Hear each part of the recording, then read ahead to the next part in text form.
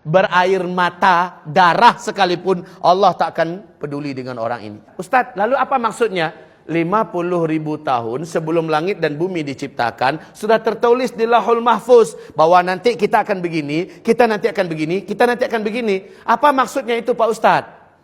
Bingung nggak? Bukankah ini berarti Allah telah tetapkan duluan? Bukankah kita hanya mengikuti skenario yang telah disusun oleh Allah? Bukankah ini namanya keputusan dari Allah? Bukan. Sekali lagi, bukan. Yang keputusan dari Allah namanya qada. Yang qadar atau takdir, sekali lagi, adalah ilmu Allah maha meliputi segala sesuatu. Sampai sesuatu itu belum lagi ada, Allah dah tahu bahwa si fulan nanti akan ada. Saya ciptakan dia nanti. Lalu setelah dia besar, dia memilih jalan hidup begini. Dituliskan itu, dia akan memilih jalan hidup seperti ini. Nanti dia akan menikahi wanita yang seperti ini dengan pilihannya sendiri. Nanti dia akan mengakhiri hidupnya dengan cara bunuh diri dengan pilihannya dan keinginannya sendiri, ya. Kemudian dia akan diazab di neraka. Di dalam kubur dia disiksa, di neraka dia diazab. Seluruhnya tertulis sebelum orang ini diciptakan. Tapi berangkat dari pilihan orang itu, dan Allah Maha tahu dia yang milih. Padahal sudah banyak menasihati, jangan kamu lakukan ini, jangan kamu buat itu. Dia abaikan semua nasihat orang. Nuraninya berkata ini tidak baik, tapi tetap dia lakukan. Tetap dia lakukan, dia milih. Maka nanti pada hari kiamat, Pak, pilihan kita tidak akan disesalkan kepada Allah. Dan setiap orang-orang yang akan disiksa mengakui dosa-dosanya.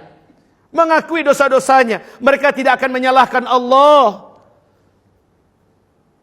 Mereka mengakui, benar hamba dulu berzina, benar hamba dulu makan riba, benar hamba dulu merampok, benar hamba dulu membunuh, benar. Dia mengakui, benar. Ya Allah, ya Rabb, ya. Waktu itu dia taubat, dah terlambat. Taubat itu di dunia.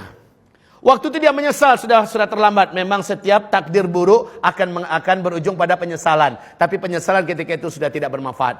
Berair mata, darah sekalipun, Allah tak akan peduli dengan orang ini.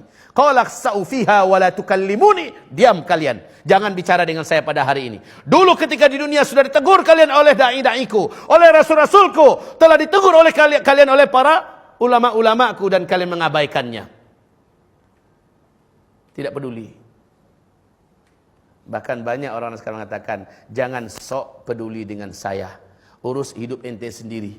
Saya urus hidup saya sendiri. Banyak sekali orang yang menampik kebenaran dan nasihat dengan bahasa-bahasa, saya lebih tahu jalan hidup yang mau saya tempuh. Dan ini adalah hak saya. Ente jangan masuk urusan saya. Jangan campur tangan dalam urusan saya. Anak berkata pada orang tuanya, Pak, saya udah besar, Pak. Jangan Bapak ikut campur dalam hidup saya. Cukup sampai di sini. Saya pandai menentukan hidup saya sendiri. Anak-anak yang seperti ini, enggak, masa lalu Bapak sudah berlalu. Ini adalah zaman kami. Dan saya sudah sekolah jauh-jauh, Pak. Bapak SD aja enggak tamat, sok ngatur saya. Coba lihat tuh anak. Kaum muslimin yang kami muliakan. Orang-orang yang dinasihati enggak mau, maka dia akan menyesali itu nanti pada hari kiamat. Taib kaum muslimin, kita kembali kepada takdir. Kesimpulannya di sini adalah apapun yang kita lakukan hari ini memang sudah tertulis di Lauhul Mahfuz, dan itu karena pilihan kita. Kembali kepada hadis tadi, ada orang yang seumur hidupnya sudah mengamalkan amalan ahli surga. Ternyata yang tertulis di Lauhul Mahfuz dia adalah calon ahli neraka. Maksudnya apa ini?